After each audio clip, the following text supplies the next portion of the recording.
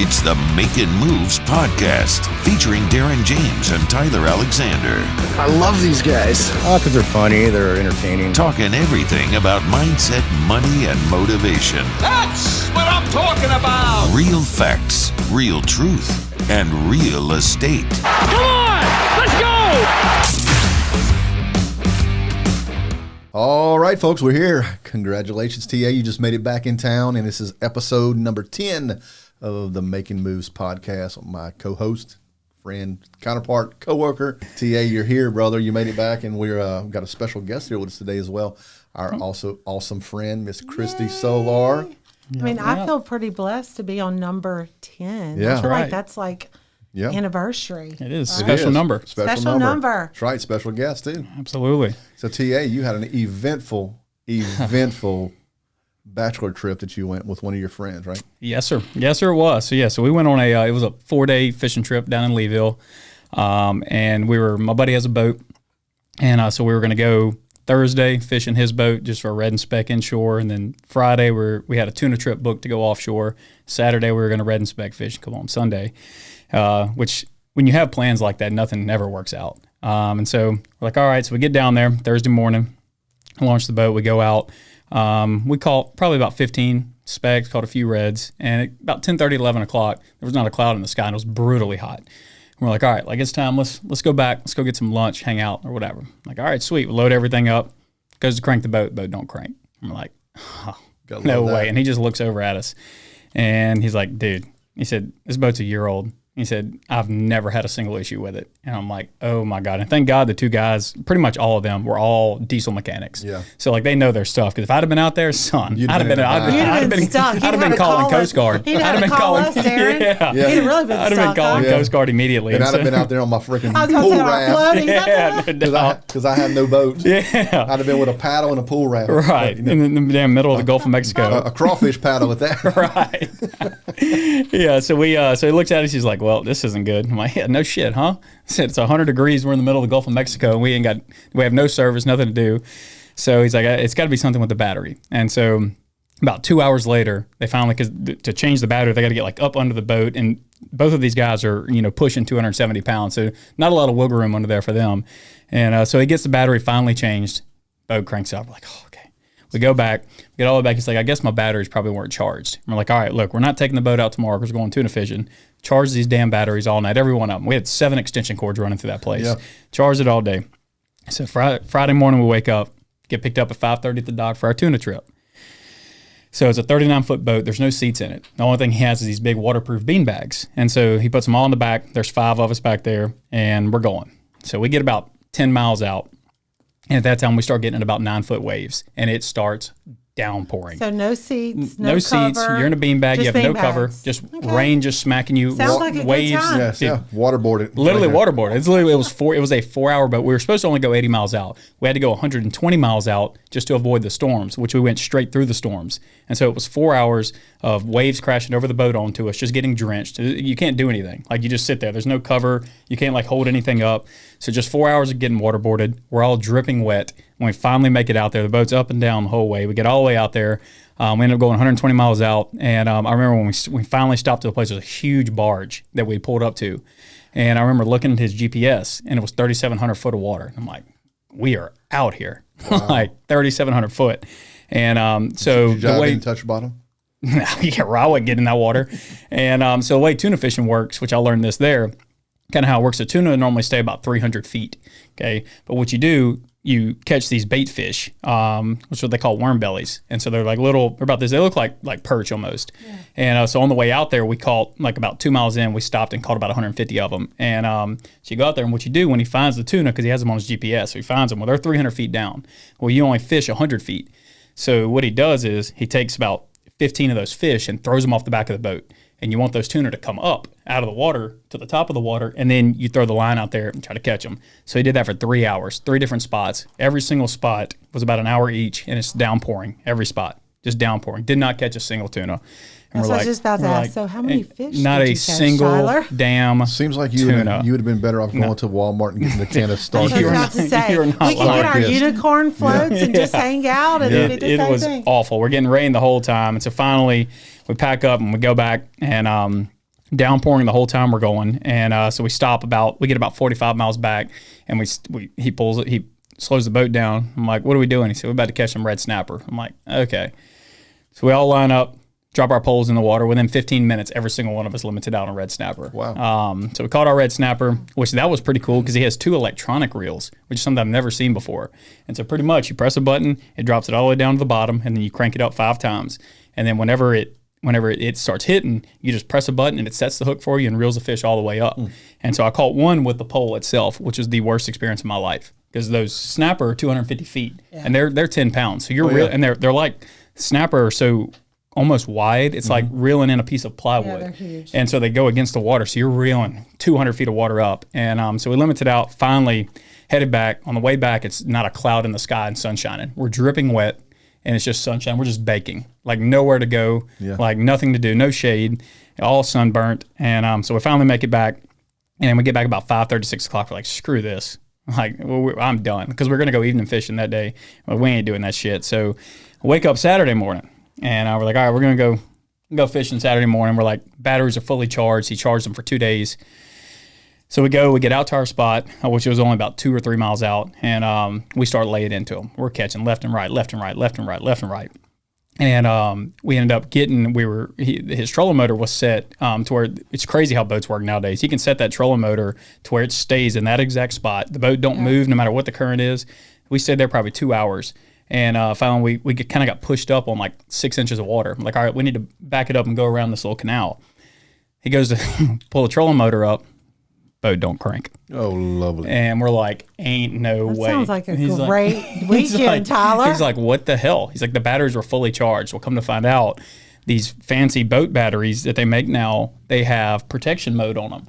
So when you're out in the Gulf, if it's hot, when those batteries get hot, they shut off to avoid the battery blowing up. Oh, wow. And so they go into protection mode. So same thing, had to take the trolling motor battery off, put it back on. We get back, and we just hung out in the room till about 4 or 5 o'clock. We ended up, he's like, I'm going to put a lithium battery in it this time that I have in my truck. He said, that one doesn't have protection mode. It's a Chinese battery. So he puts that in it. And we go out that evening, and we only caught about 5 or 6. So the boat did crank when we got back. And so we get back to the room 7, 8 o'clock. We fillet all the fish. So this time it was about 9 o'clock. We're like, all right, let's go get some food. It's our last night here. We're leaving at 5 a.m. the next morning, come back home. And so we're like, let's go get food. Well, it's 9 o'clock. Everything in Leeville's closed. The only thing open is Grand Isle because it's Tarpon Rodeo weekend.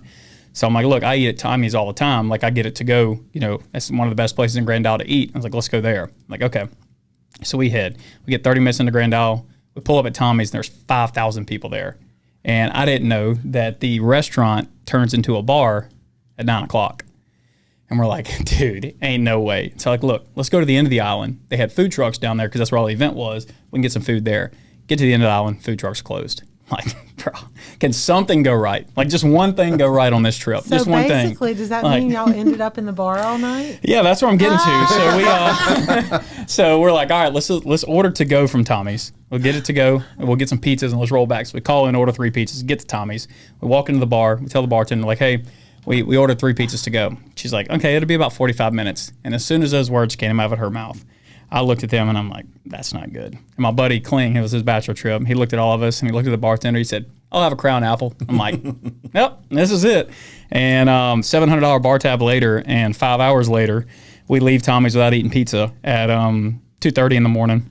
And how does SpongeBob say? 5 hours. Yeah, literally how it was. We had to pry them away from the bar. And me and one of our other buddies, Justin, we only had a few beer. We weren't really drinking. We were just shooting pool. And so we get back 2:30. We'll get back about 3 o'clock. It's about a 30-minute drive. Had to be up at 5 o'clock. So wake up at 5 o'clock, drive home. Then I get home, and I forgot Thursday. So when we went fishing Thursday, when you saltwater fish, after you fish, you have to take your reels out, take them apart, spray them off, get all that salt water out of them. Yeah. Well, all that shit went wrong Thursday. I forgot to do that.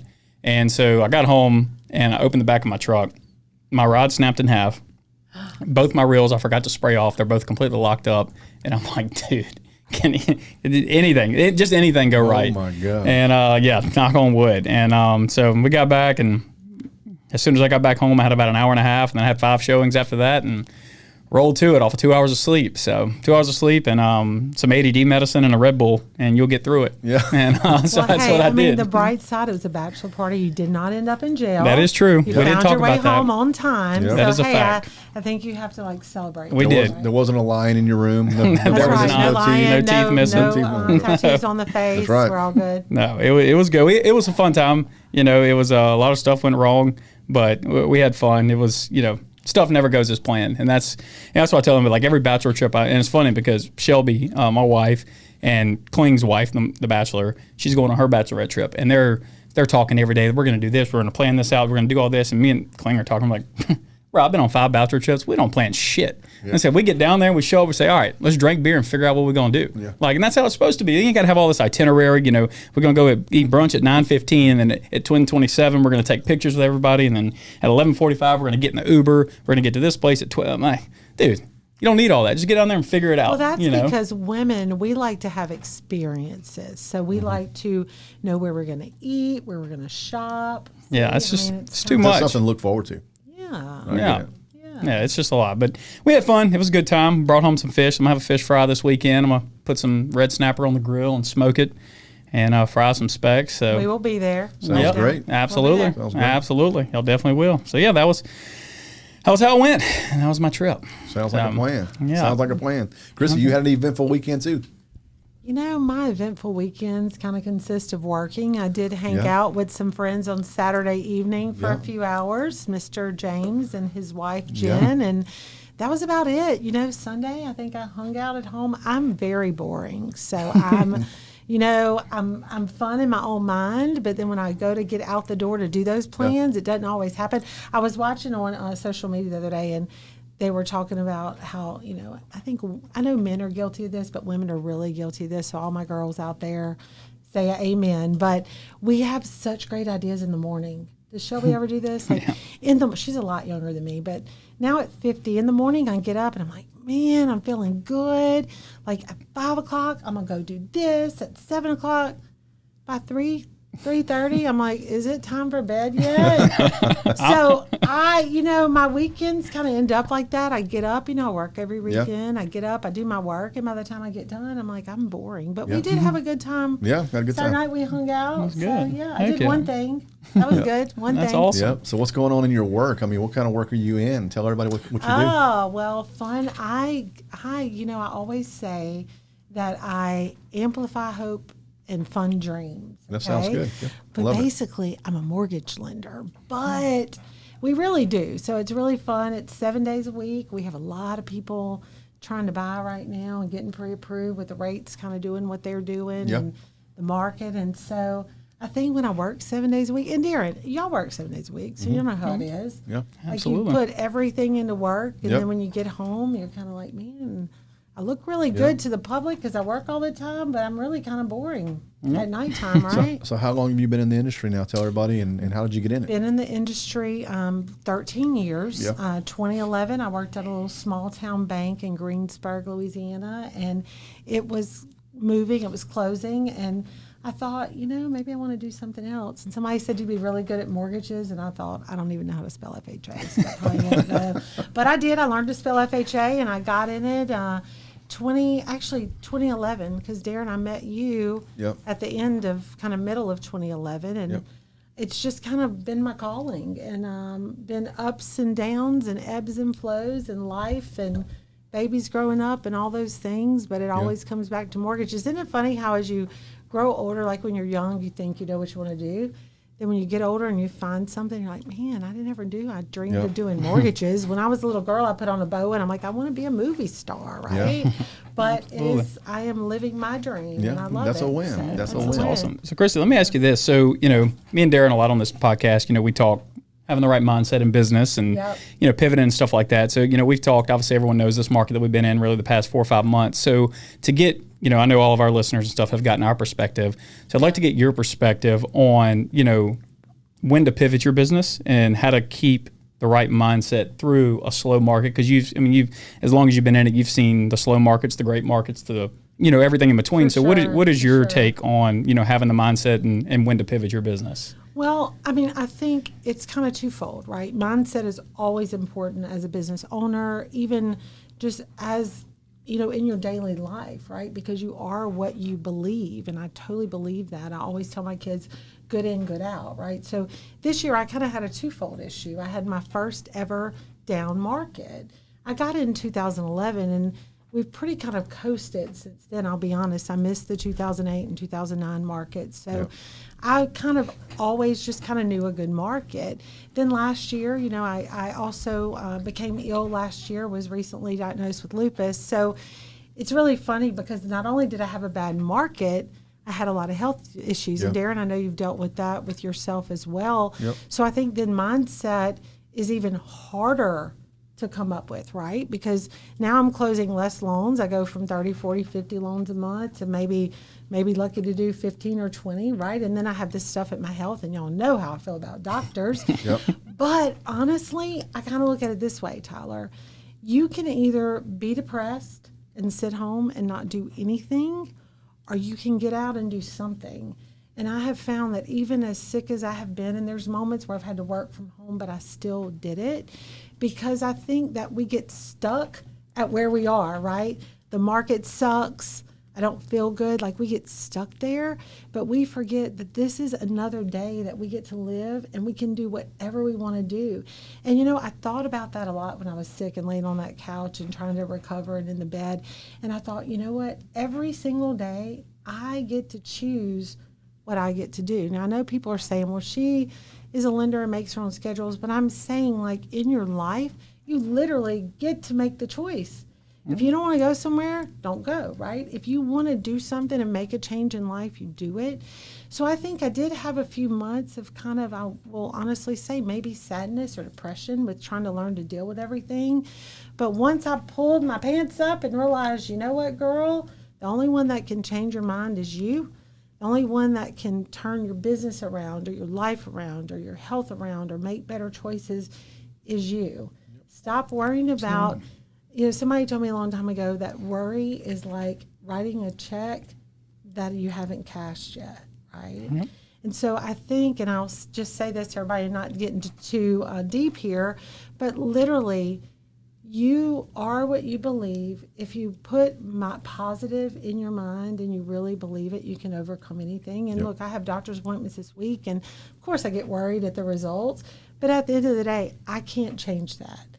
I have today, and I'm living it the best I can. But I think also, last thing is, bad markets make really good people, right? And I say that's a simple saying, but it makes you stronger. It makes you appreciate what you had before that you didn't know how awesome it was because you were just used to it coming in.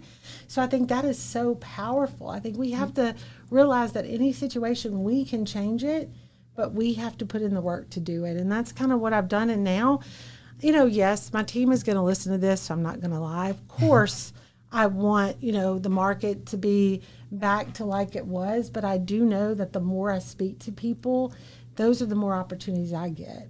And by sitting at home and locking myself in, or sitting in the office and locking myself in there, I am not blessing people, which is what my calling is. At the end of the day, mortgages is my vehicle to help people. So I've turned that mindset around, and awesome. I am on the positive track. And you know what? It does work. It does work. It does work. Todd and I were talking last week. We've been in the office every day. I've been in the office. I've been working on the weekends. It's like making it fun again. And it's not that your mortgages, you can apply this to any job, right?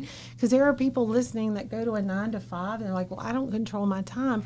But guess what? You control what you do in the morning.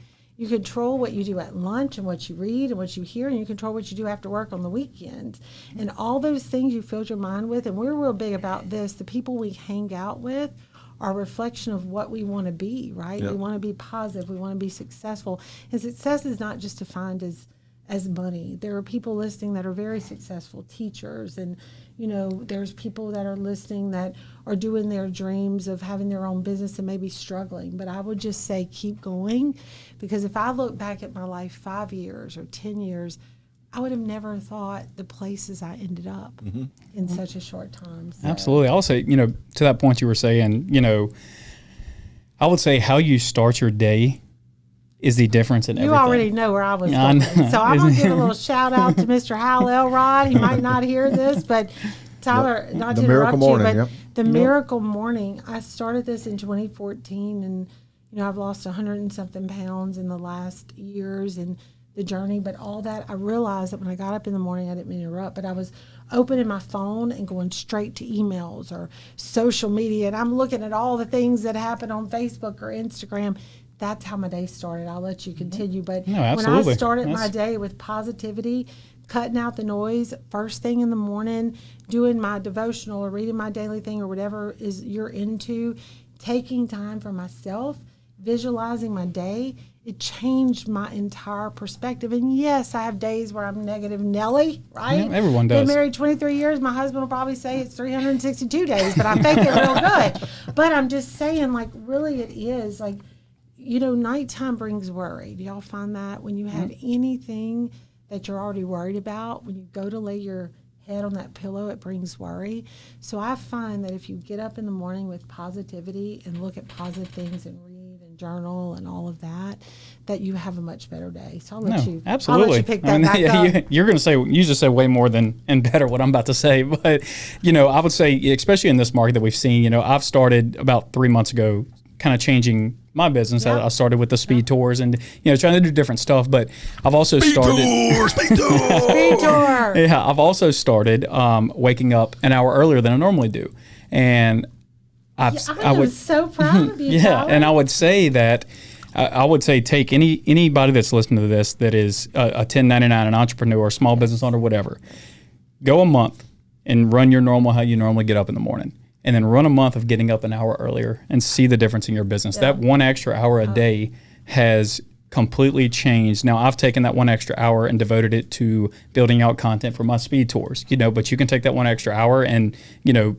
drink coffee for 30 minutes, get up, whatever, give you 1 extra hour in the day to do whatever you think you need to do to make yourself more successful. And that will change your business so much. Like, even if you just run it for a week, and see how much that, and just starting your day on a better note is. Yeah, and it's so important. It changes your business, but ultimately it changes your life, right? And even those of you, like I said, even if you have a 9 to 5, you will still find, and I'm going to speak to the mothers and the women out there, because as women, we take care of everybody else, right? And we don't put enough into us. So those hours in the morning, when I started in 2014, my kids were in school, and so I would get up an hour before they did. Yeah. So I had an hour to do that. So Darren, Tyler, what does it feel like to get up at 11 o'clock now?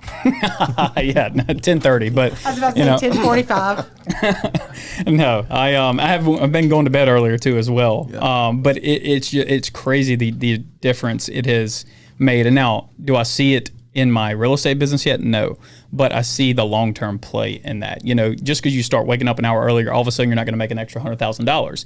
But it's a long-term play. And now that I'm in the habit now of getting up an hour earlier, now it's easy. When you first start, it's like, oh my God, getting up because used to my alarm goes off at 6:45. Yeah. I'll snooze it till 7, get up, and I'm in the office at 7:30. Yeah. But now it goes off at 6, and I'm like, the first 2 weeks I did this, I'm like, God, this is awful. Like, I don't know how I can keep doing this. And then finally your body just starts getting used to it. Now I can almost wake up without my clock.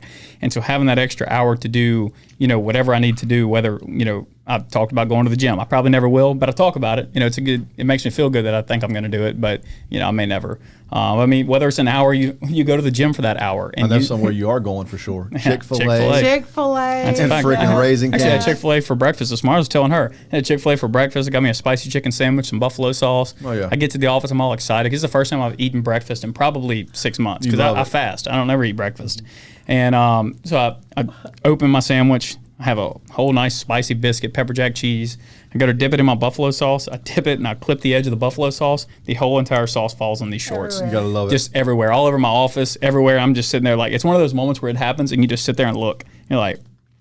So he came in there, he's like, when I hugged him this morning, he said, "I'm sorry if I smell like buffalo sauce." Like, I don't like buffalo sauce, but I don't smell it either. So we can be friends today. It was literally one of those moments where you just look at it, and in your head you're just processing like, surely this shit didn't just happen. Yeah, like, it happened. And just why I almost watched it dry. I just didn't know what to do. Like, and so, Hey, but you know what? That's a really good, deep philosophy of life, right? I you just ain't watched lying. it happen. I didn't know what to do. You know what's That's a crazy? fact. That's back to where we're at, right? In mindset, right? 'Cause Yes. You could have said, "Oh man, my day's ruined as a result Go of that." home. But now Yeah. look what happened. Yeah. You pivoted. It's kind of like water off of a duck's back, right? It's how you receive things and how you let things affect you. Because if you believe you can do it, or if you think you can do it, or if you think you can't do it, you're right. Either way, right? And that's how you affect things, right? So if you would have let that sauce just ruin your day as a result of that, your whole day would have been ruined. Yep, But instead, absolutely. you pivoted. Well, and I think Darren too. I mean, I know we've talked about this before, and this probably comes with older age, because Darren and I are the same age currently. Yeah. There was a little moment where he had me beat by a few months, but now Yeah. we're the same age. But I do find I used to be a lot more reactive, right? Yeah. I used to, like, if something happened, even something simple, like spilling coffee. I don't eat buffalo sauce, but if I smelled like Polynesian sauce or something, I'd freak out. My whole Yeah. day's ruined. I just kind of find that that's kind of about life, right? Yeah. Things are going to happen. It's how we take them. Are we taking right. them in stride? Are we looking at, you know what, I messed my clothes up today, but hey, it's still a great day, right? Yeah. And I heard on a podcast one time, they said, people say I have a bad day, but there's good things even in bad days. So finding the good, but it really is cool. I found that being reactive, even we're laughing about little things, but life, business, you just kind of sit back. And the more that you can learn about a situation, take a situation, even if it's a bad situation, then, and that miracle morning, or that's what I call it, because I love Hal Elrod in the miracle morning, shout out.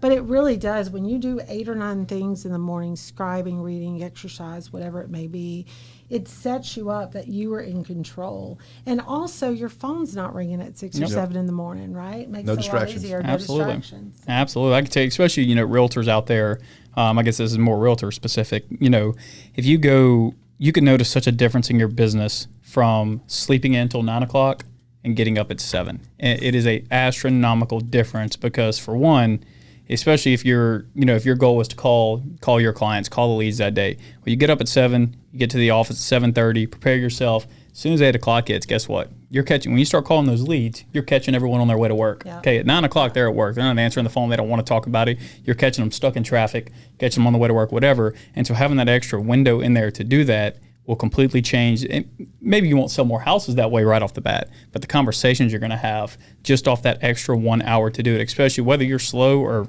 killing it in this market, whatever it is, that extra 1 hour has, completely changed my business from my mindset side of it. It hasn't changed. I haven't gotten more deals under contract or anything like that, but I know it's a long-term game, just like these speed tours. I first started them and I was getting 200 views. Speed tour. 200 views, 300 views here. And I posted, I think I did 2 of them and weren't really clicking, but I didn't stop. I'm like, okay, I'm not getting views. I'm just going to stop doing this. And then I made one that blew up and it got 15,000 views. I'm like, okay, this is sick. And now I average 1,000 views on every single one I post. And so it's always, entrepreneurship is always a long-term play. Everything, no matter what you do in your business and entrepreneurship, it is a long-term play. And that's when if you're playing for a 6-month play, a lot of people give up at Mark 3. Yeah. And especially we see it so many times with realtors. I've had people on the team, realtors of mine that I brought on, some of my buddies that they'll get in and they'll call 50 leads. Okay, nobody will answer. They'll stop calling. They'll go home for the day. I'm like, what if that 51st lead was that one that you're going to close, or that 52nd lead? You just never know. And Darren talks about it all the time. Everyone always gives up when they're right at the peak of the mountain. And that's not just in real estate. I'm sure it's in your business. It's in any entrepreneurship business. Is you don't know when that peak is. But majority of people give up right before the peak, right when you're about to break through everything. And in this market is a prime example of that because, this has been going on. I had my biggest month ever in real estate in May. I closed, I think, 2.7 million. And after that, it just kind of went stale for me. And it was in July, the beginning of July, was the first time since the day I've been licensed in 2021 that I did not have one single deal under contract. First time. And I didn't give up. I didn't get all depressed. I figured out which ways can I pivot to drive traffic. I had 10 listings that weren't getting showings on them. So I'm like, okay, I saw this guy on TikTok up in Maryland that was doing these speed tours, and I saw one of his videos got 34 million views. I'm like, okay, So if I pay for a Facebook ad, I can get 10,000 views. But if I go do this video for free, I can get 30 million for my client's house. Right. And that's why I clicked the speed tours and started doing them. And it's pivoted and Speed people. tour. It is. Well, People. and I also think that it's about, like being stuck. If you focus on being stuck and not the activities, but what you did, and I saw it and we talked about it, is you focused on the activities. And you know what? When you focus on the activities, you're so busy that you don't have time to worry about how it was. Look, a couple weeks ago, I was like, oh my gosh, I have 2 contracts for August, right? This morning, I think we're probably at 18. I looked up and it just happened like that, right?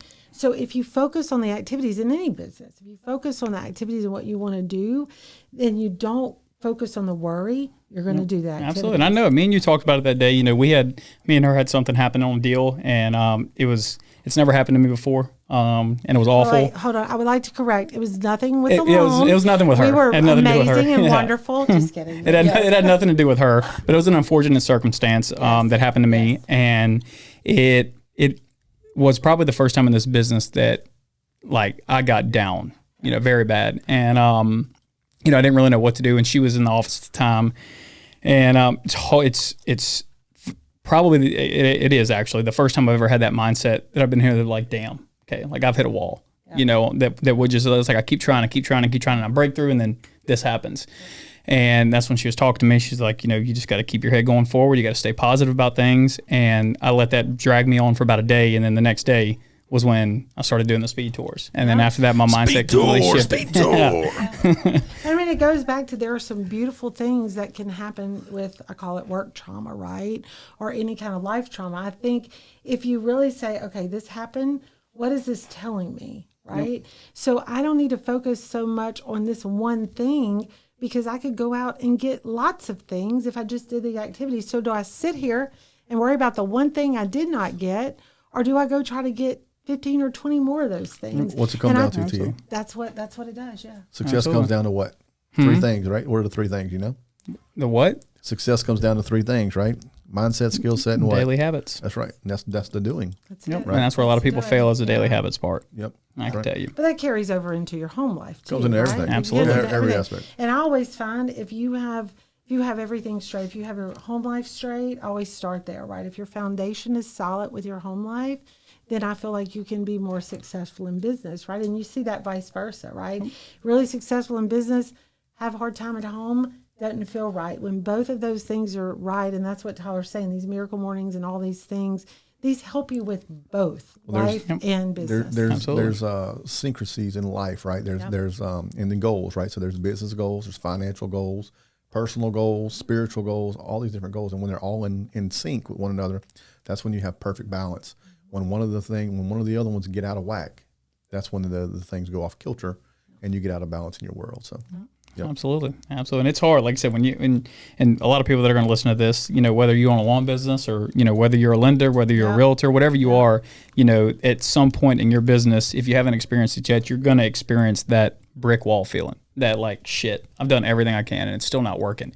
And I can tell you, everyone goes through that. That's not you. That's not your business. That's the life of entrepreneurship that people don't talk about. People always say, well, why am I paying you 6%? Why are realtors make too much money? Lenders make too much money. Why are we paying y'all so much? Well, they don't see those 11, 12 o'clock nights. They don't see those 6 o'clock mornings. They don't see those brick walls you run into and the things you do extra to try to just change the way you're working. Right. And that's behind the scenes that the 95% of public has no idea about. And it's not just us. It's every 1099, every entrepreneur, the guy that owns the car wash, they don't know what goes in behind those business hours. Y'all, you work, the plant guy works at 9 to 5. He gets home, he has no responsibilities. Done. It's not like that for us. I had texted Tyler and he had already, we kind of have a contest now of who can get up the earliest, I think, because every time I text him, he's already at the office. But I texted Tyler because I don't drive, anymore. And so I got in an Uber and the guy actually owned, a shout out to you, I won't say your name, but he owned some stores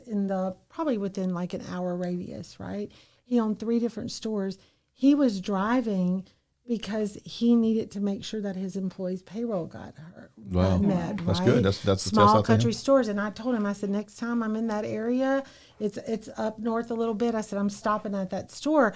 But again, he could have either let people go, right? He could have said the economy's kind of bad right now, I'm going to let you go. But he told me, he said, I have single moms, I have people that depend on this.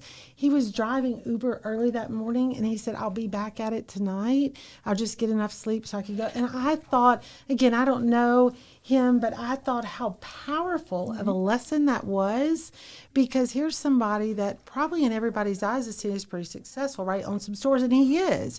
But he knows that right now in this season, right, with the economy and all that, and that crosses religious line. I mean, that's everyone listening is affected in some way, right? And so he just, instead of sitting there and pouting and being upset about the economy, he just gets up and he says, I'm loving it. I'm making new friends.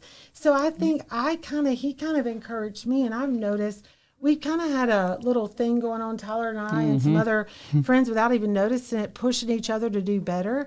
And I looked up yesterday, and we had almost 90 people apply within the last month. So since July 1st. Wow, and I'm like, dang, awesome. That's a lot, right? Because guess what? I wasn't looking at that every day. Yeah. I was focusing on the activities. So I think there's some really good lessons in life if you realize that the hard things are just there to make you better. Like Darren says, you're going to go through that valley to get to the mountain, right? Well, the thing is that there's a guy by the name of Patrick David on YouTube called The Life of an Entrepreneur in 90 Seconds. A fantastic video. Right. Most people don't understand the empty bank account, the sleepless nights, where's my next sale coming from? What, how am I going to make, how am I going to put food on the table? Most people don't understand what it takes to really, get this thing. And then there's so many moving parts in our industry, in the real estate world, so many moving parts with lenders, with other agents, with buyers, sellers, everybody, title companies, everybody involved, right? So if one person lacks of communication, then it can affect everything within the entire transaction. And I've had several of those. I mean, I just got back from Orange Beach. I didn't even get a pebble of sand on my foot. I haven't taken a vacation in 23 years, and that's the truth. And so it's insane because I'm always working the whole time that I'm there. And had a couple of deals that were really, really difficult. I sent, in fact, over a weekend, I sent 73 text messages on the same transaction over one weekend. That's a lot of text messages in a weekend, right? And so not including emails and so forth. And so it's a lot that goes into this business that a lot of people don't really realize the sacrifices that we make. And, it's just a challenge sometimes. So. Well, and I think also with us, I know especially with three of us sitting here, business is not business, it's a lifestyle, it is, right? So I know there was a group of women, we all went to the beach and we were cracking up that Friday. Tyler's wife took a video. All of us were in the real estate industry except for her, and we all had laptops out, and but again, I also think that I've kind of made that kind of fun, right? Like we can go work from the beach, and at least we're seeing it, right? But it does have its days, but I do feel like the rewards of being self-employed or commission based or whatever they just outweigh the hurdles. Absolutely. While I was sitting in the condo thinking about this sand as my wife was down there doing her thing on the beach and everybody else was down there on the beach, I mean, I came up with the perfect theme song for my world, right? And I think it would go over great. It goes like this. I got my toes in the water, ass in the sand. They call me Darren James, the real estate man. Life is good today. Life is good today. You need to record that one. That's a good one. Hey, can I say boom? Hey, absolutely. That's going to be his new jingle. Every time I call his phone, I'm like, I have it memorized now. I'm waking up in the middle of the night singing the Darren James song. That's amazing. Absolutely. No, that's to sum up, entrepreneur, and the things we do while we work on vacation, while we work till 11 o'clock at night, it's because we love what we do. And if you're like most entrepreneurs love what they do, even the ones that are heading towards bankruptcy or the ones that aren't making much money or the ones that are millionaires, you love what you do. And that's why it never feels like work, and it gets hard to decipher work from personal, because you love it so much that it doesn't feel like work, but you start taking away from hanging out with your wife, or you start taking away from time at home. And I ran into that my first year license, with Shelby, that, I felt myself like I was home, but I wasn't home with her. You weren't present. Correct. I wasn't present. And because she's like, you work all the time. I'm like, it's not work to me. Like, it's like a hobby. I love it so much that I don't see myself working. I listen to music and go show houses. Like, that's on my side of it. It's fun. It's awesome, but on the back end of it, on dealing with the title companies, dealing with the contracts, the mishaps that go wrong, that's the downside to the business. But when you love it so much, those just outweigh everything. We could always go back to landscaping. That'll never happen. Actually, that would never happen. I'm out on that. Yeah, that business is long. I don't even cut my own grass now. That business is long gone. But I do think there is a balance. Like, Mike and I, we've been married 23 years this year. Our kids are grown now. So it's like at night, he's in the pool hall. That is Darren James's fault. That's a whole nother podcast. I can attest to that. That's a fact. If you would like, drop a comment below. If you would like to have a podcast about me talking to Darren James about getting my husband involved in pool, that will be a whole 2-hour podcast, and we will talk about that later. But I really do think, it's funny because I was sitting there last night, there was really not that much to watch. I grabbed my laptop. I'm like, is this really fun for you, girl? But it is. Yep. When you really love it and you have a passion about what you do, it is fun. And so, but then you have to try to figure out your family in between there, right? Because when I go visit my son, I don't want to work all day. So I have a team in place to do that, right? But it really is funny how we don't consider work. It's a lifestyle and it's our goal. So, and we're all a little competitive. So it works out. That's how Absolutely. it goes, Works out. Well, guys, thank y'all so much for today. It's been absolutely just fun. This. I Had a have on some blast. cute headphones, and the mic is really cool. I might start singing in a minute, but thank you all for having me. Absolutely. Well, guys, thank y'all so much for tuning in to this episode of the Makin Moves Podcast. You can reach myself or Tyler at agent225.com, agent225.com, and, of course, our special guest, Christy Solar. Fantastic person, and she's all over the internet as well. So y'all follow her on social media, Benchmark Mortgage, and just go make it happen. We'll talk to y'all soon. Peace.